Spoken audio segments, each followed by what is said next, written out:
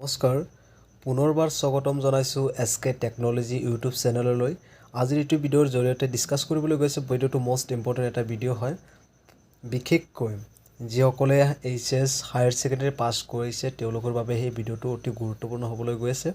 যিসকলে ভাবিছে যে HS মানে HS পাছ কৰাৰ পিছতে হায়াৰ ছেকেণ্ডেৰী পাছ কৰাৰ পিছতে BEd এডমিশ্যন ল'ব, ডিগ্ৰী পাছ কৰিব, তেওঁলোকৰ বাবে আচলতে দেখিবলৈ পোৱা যায় ছাবজেক্ট চিলেক্ট কৰাৰ ক্ষেত্ৰত বহুতো মানে কোন ছাবজেক্ট ল'ব লাগে, কোনকেইটা ছাবজেক্ট ভাল হয় আৰু কেনেকৈ চিলেক্ট কৰিব লাগে ছাবজেক্ট চিলেক্ট কৰাৰ ক্ষেত্ৰত মানে বহুতে মানে ভুল কৰে আৰু সেইকাৰণে যাতে মানে পিছত গৈ পেলাই প্ৰব্লেম হয়। ঠিক আছে, আৰু কেনেদৰে কি কৰিব লাগে সম্পূৰ্ণ এইটো ভিডিঅ'ৰ জৰিয়তে ডিছকাছ কৰিম।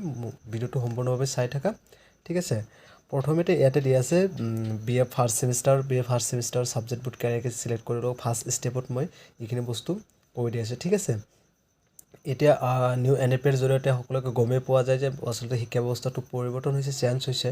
গতিকে কি লাগে কি থাকে, প্ৰথমতে ছাবজেক্টবোৰ মেজৰ অৰ মাইনৰ থাকে, য'ত অপশ্যনেল ছাবজেক্টবোৰ থাকে, য'ত আপোনাৰ মানে তুমি ইয়াৰ পৰা য'ত এটা ল'বই লাগিব, মানে এইটো কম্পালচৰি মানে অপশ্যনেল থাকে, যিটো মানে নিজৰ পচন্দ মতে ল'ব পৰা যায়। প্ৰথমতে মই লিখিছোঁ ইয়াতে ইংলিছ আছে, তাৰপিছত আছামিছ আছে, ইকনমিক্স আছে, আন্থ্ৰপলজি আছে, হিষ্টৰী আছে, লজিক এণ্ড ফিলচফি আছে, এৰাবিক আছে, হিন্দী আছে, এডুকেশ্যন আছে, পলিটিকেল চায়েন্স আছে।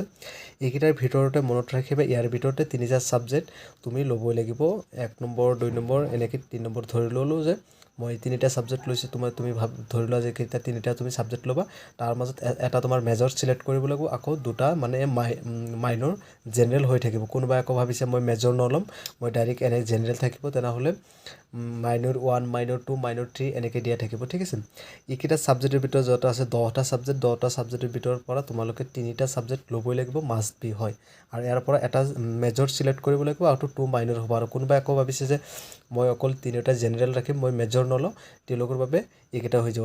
এনেকৈ ইয়াৰ পৰা মানে তিনিটা ছাবজেক্ট ল'বই লাগিব, এইটো মাষ্ট বি হয়। ঠিক আছে, 10টা ছাবজেক্ট ধৰি লৈছে, কোনোবাই পলিটিকেল চায়েন্স লৈছে, এডুকেশ্যন লৈছে, কোনোবাই আকৌ আৰবিক লৈছে, এনেকৈ ল'ব পাৰিব।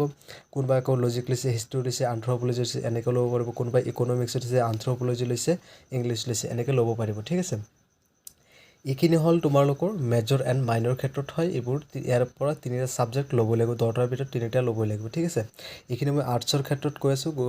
তাৰপিছত তোমালোকে ষ্টেপ 2, য'ত মানে বহুত ধৰণৰ খেলি মেলি হৈ থাকে আৰু বৰ্তমান শিক্ষা ব্যৱস্থাটো একেবাৰেই মানে ধৰিব পৰা নাযায়। আচলতে বস্তুবোৰ ক্ৰিটিকেল হয়, যাতে তোমালোকৰ সুবিধাৰ্থে বস্তুবোৰ ভালদৰে বুজাই দিব পাৰোঁ, সেইকাৰণে মই ভিডিঅ'টো মেকিং কৰিছোঁ। ঠিক আছে, ধৈৰ্য সহকাৰে ভিডিঅ'টো চাই থকা। আৰু যদি কোনোবাই চেনেলটোত নতুনকৈ আহিছে তেনেহ'লে চেনেলটো ছাবস্ক্ৰাইব কৰি লগত থাকিব। তেতিয়া তোমালোকৰ কেনেধৰণৰ কি ভিডিঅ' লাগে কমেণ্ট কৰিলে হ'ল, মই দিবৰ কাৰণে চেষ্টা কৰিম। আৰু যেতিয়া মই নতুন ভিডিঅ' আপলোড কৰিম তেতিয়া তোমালোকে পাই যাবা। ঠিক আছে, পুনৰবাৰ উভতি আহিলোঁ।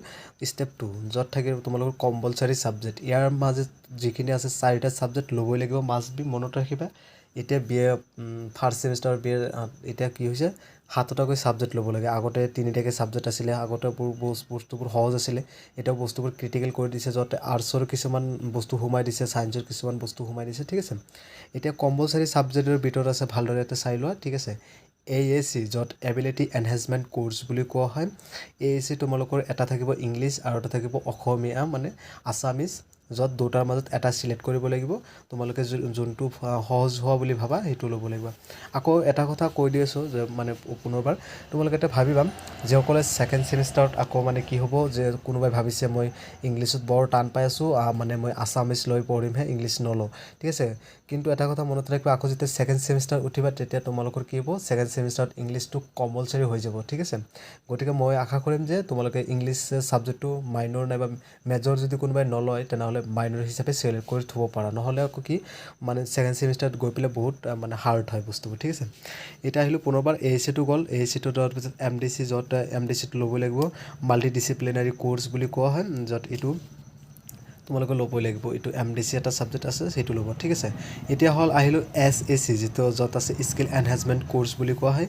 স্কিল এনহেঞ্চমেণ্ট কোৰ্চটো কাম কিনো SAC, তুমি ইয়াতে ধৰি লোৱা হ'ল যে তুমি ইয়াতে কোনোবা এটা মেজৰ চিলেক্ট কৰি থৈ দিছা, লজিক চিলেক্ট কৰি থ'লা যে মই লজিকটো মেজৰ ল'ম, তেনেহ'লে লজিকৰ আকৌ SAC হ'ব, য'ত তোমালোকে কি ল'ব লাগিব, SSC টো লজিকৰ হৈ যাব কোনোবাই আকৌ ভাবিছে মই ইংলিছ মেজৰ ল'ম ইংলিছৰ আকৌ SSC এটা ছাবজেক্ট আছে এইটোও ল'ব লাগিব ঠিক আছে যোনটো যোনে মেজৰ ল'ব সেইটো আৰু কোনোবাই ভাবিছে মই মেজৰ নল'ম মোৰতো মেজৰ নাই তেনেহ'লে মই কি নল'ম কেনেকৈ ল'ম তেনেহ'লে যোৰ মানে ওৱান মাইনৰ যিটো থাকিব তিনিটা মাইনৰ মাজতে যিটো ওৱান থাকিব এইটোত কি কৰিব লাগিব মানে SSC চিলেক্ট কৰিব লাগিব মানে SSC ক্লাছ কৰিব ঠিক আছে এতিয়া আহিলোঁ VSC য'তে ভেলু এডেড কোৰ্ছ বুলি কোৱা হয় VSCটো তোমালোকে ল'ব লাগিব য'তে তোমালোকৰ শ্বৰ্টকৈ EVS টো কয় কোনোবাই এনভাইৰমেণ্টেল ষ্টাডিজ ঠিক আছে বা এনভাইৰমেণ্টেল ছায়েন্স তোমালোকে এইটোও ল'ব লাগিব এইটো হ'ল এইকেইটা আছিলে তোমালোকৰ কি 4 ছাবজেক্ট কম্পালচৰি হ'ব আৰু তোমালোকৰ 10 ছাবজেক্ট সেইটো হ'ব তোমালোকৰ অপশ্যনেল ইয়াৰ পৰা য'তে ল'ব পৰা ঠিক আছে